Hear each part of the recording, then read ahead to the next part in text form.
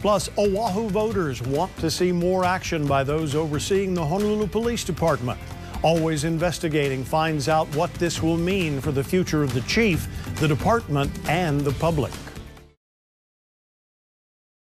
A police chief under federal investigation, concerns over police discipline, and some outspoken critics of the Honolulu Police Department.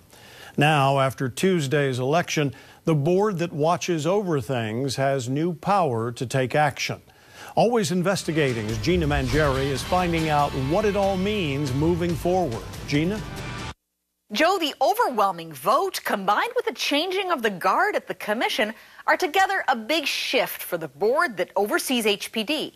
What will they do now with it? And how will the chief respond? I got answers. Voters want to see more done by the civilian board overseeing the Honolulu Police Department. A county charter amendment passed with the second highest margin of the election, giving the commission greater authority to suspend or dismiss a chief. Mayor Kirk Caldwell told us he supported the charter amendment and, quote, "I am also hopeful the amendment will further improve the performance of top leadership at HPD." The chief and his wife are under federal grand jury investigation, now going on nearly a year and a half, and no charges, no change in his role at the department, and no separate police commission investigation. I think it was something that's a knee-jerk reaction to what's happening to Chief Kealoha and the investigation. Let this federal investigation run its course. And if Chief Kealoha and or his wife is found guilty, then it is what it is. But right now, they're not. It's just, again, in my humble opinion, political pressure and public perception. The grand jury investigation is, of course, highly relevant to the chief's future at the police department. Loretta Sheehan, one of the newest commission members, planning to make quick use of the new subpoena powers just voted in. I would like to start to read the relevant police reports that surround, for example, the theft of the mailbox. I'd like to read Ethics Commission files. I'd like to be able to subpoena whatever records, whatever trail I'm led on. I support the independence of a police commission. I think the chief does too.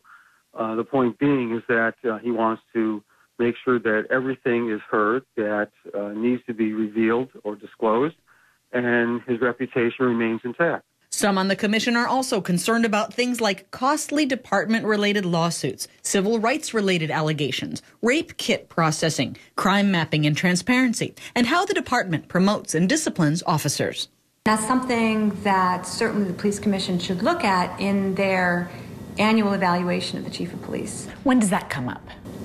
Well, my understanding is that we should be starting that process around the holiday season, around Christmas. I've been collecting information and responses and details that I think should be made a part of the record when we do that evaluation. Sheehan says she's even considering a confidential 360 staff feedback survey. Back in the spring, Chief Kealoha sat down with me to answer questions about the grand jury investigation and the challenges facing the department. He declined to address the commissioner's critiques on camera, but gave us an extensive written reply.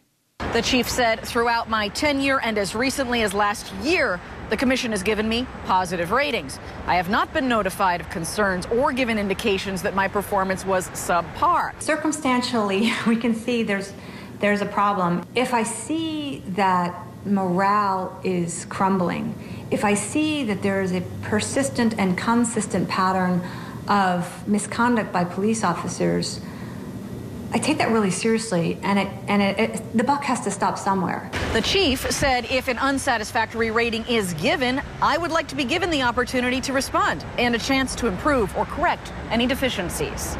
The chief tells us he has made progress with domestic violence training and policies, community outreach, and attaining the highest national accreditation. He says that and more all needs to be taken into account in a performance rating. Regardless of the rating, the vote essentially lowers the bar to let the commission fire the chief without cause. Before the vote, they would have had to prove maladministration, really bad leadership. The police commission should, regardless, every year, consider carefully whether the chief should stay or go, and have a confrontation. Well, that word in itself should not even be part of this discussion.